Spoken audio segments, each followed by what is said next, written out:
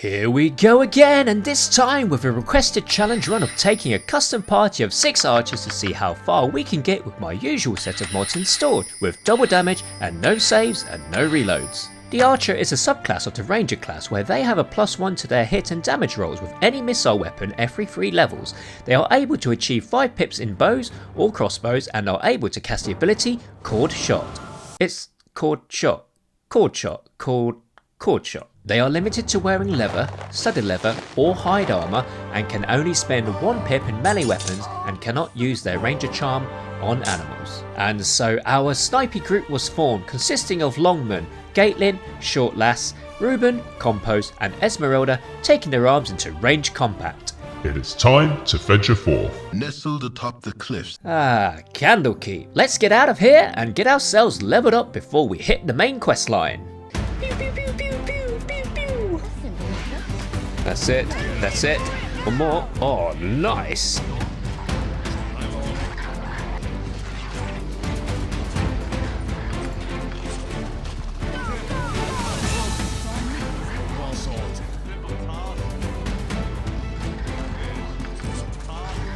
You want it? It's yours, my friend. Keep him coming, boys and girls.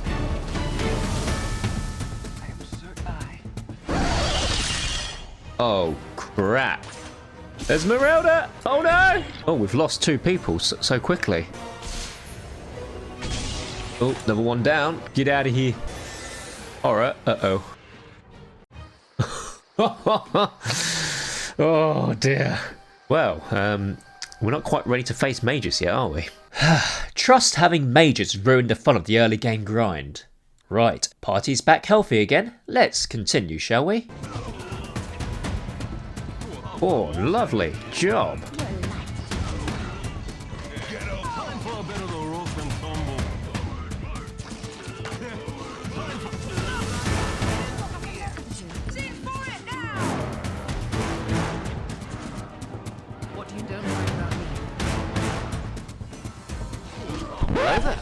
Shit.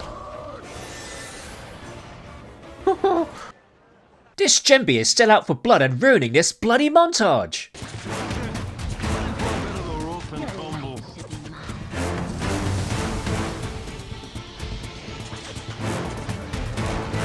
Wow. Nice. Stand your ground, man. Oh, oh, oh. She's dead. Oh, who's this? Tainger's sneaking from behind. Come and get me! Come and get me! Oh, he's getting close. Oh! We'll just have a short interlude here as we invest in some dandy weapons for our string stretching squad.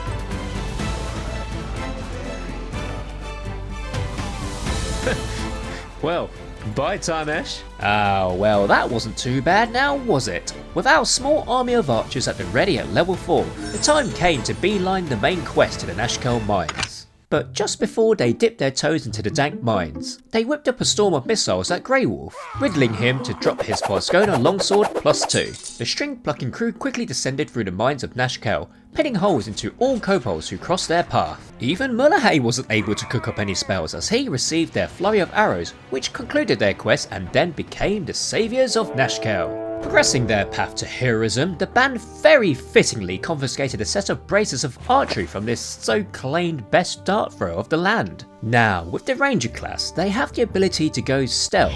So we certainly made use of this ability. Despite Nimbu putting half the party to sleep, he was placed in a permanent slumber himself before Transic was given the exact treatment from the heroes. Oh, nice. With some quick retail therapy investing in the shield amulet, necklace of missiles and the wand of sleep, these handy items were essential to enable our survival to take on the bandit camp. En route to their destination, the string stretchers were approached by Molkor's ambushing squad. I don't think we're going to face this. There are times where you got to choose your battles wisely, and here, We'll run from that.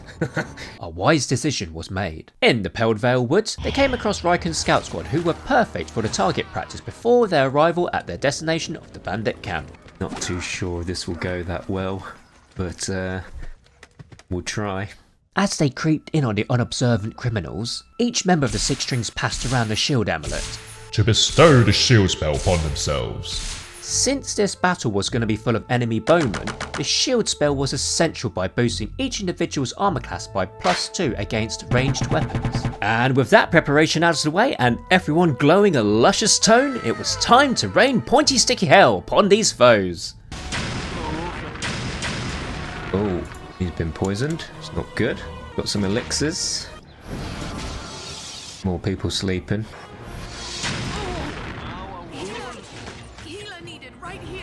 Right, let's get you back.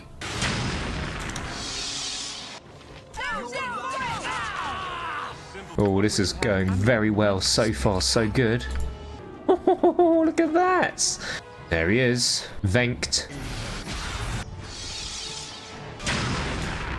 Oh, good.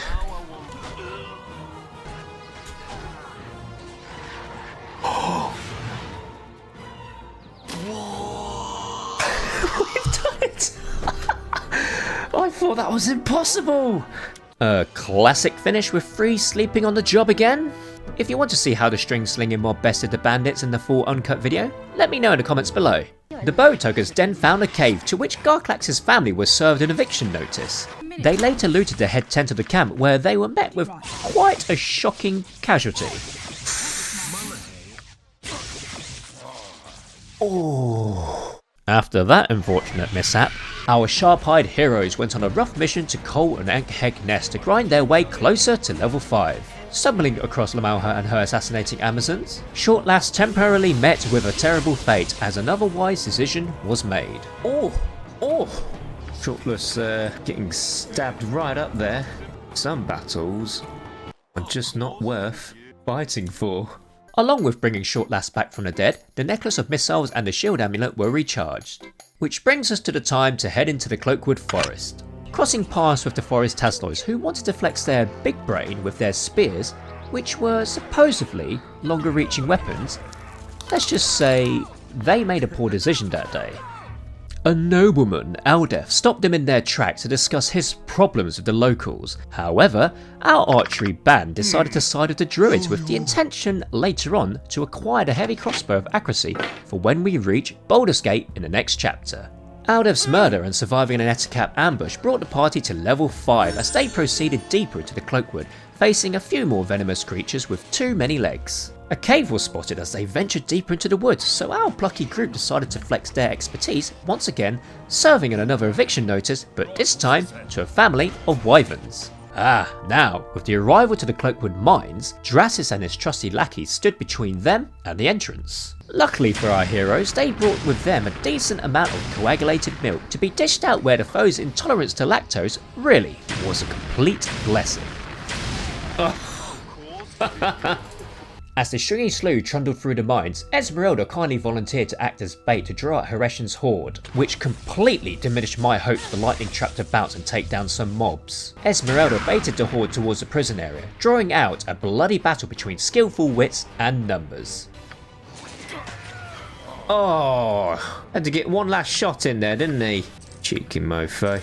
Ooh, with the mage Hareshin still at large, the heroes decided to head back to civilization to bring Compost and Ruben back to their feet, restock the number of pots before making their return to the mines. Shortlast this time drew the short straw to act as today's cheesemonger on bringing Hareshin to her demise, with swift swapping of her footwear between the speed and stealth boots. To our heroes' dismay, this brought Hareshin out of her food hall into the fray, resulting in Shortlast receiving a dose of polymorph. Uh-oh. However, to Hareshin's surprise, our crew had their own tricks up their bowstring. Give it to me straight. Polymorph isn't permanent, is it? What? 42 days. It's a powerful spell that transforms a target into a squirrel for 1,000 in-game hours or 42 days. What the hell? So it looks like we're going to have to abandon Shortless to a diet of These nuts! for 42 days until the spell wears off. The squad ascended back up to level 1 of the mines and attempted to camp it out for 42 days. Occasionally, their camping fiasco was disturbed by patrolling new recruits of the mines. So rather than camping it out, they headed back down to level 3 of the mines to perform some sneaky sniping. With days still ahead before Shortless was to grow out of her furry phase, our heroes left the Cloakwood forest to travel across the lands of the Sword Coast. Apprehending the villain Basilisk, slaying Geltic's Hoplin raiders, saving an imp from Jove the Ogre Mage, and removing the local coast of its siren problem. Still, more time was needed to pass, so I had the party aimlessly travel up and down the entire region of the Sword Coast, and by which point I thought we reached 42 days, they returned to the Cloakwood mines to find Shortless finally back to her normal form. Now, with that ordeal all over, the final level of the mines remained with the boss Davron blocking their path to progress the story into Baldur's Gate. One mystical mage versus our string-pulling squad. The battle of the century between arcane arts versus dexterous ammo handling was upon us. Compost sneaked through after chugging a magic blocking pot to absorb all the traps Davron had prepared. This pulled the battle horror guards, leaving Davron's side as everyone else stealthily sneaked past them. With this prime positioning, it was just a matter of holding out for Davron to deplete his mage book and those protection spells to expire.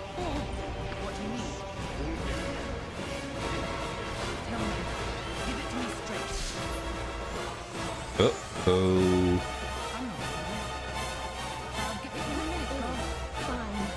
Who did he cast that on? Compost. Who's got those boots? Oh, Compost, you should have it yourself. Yes.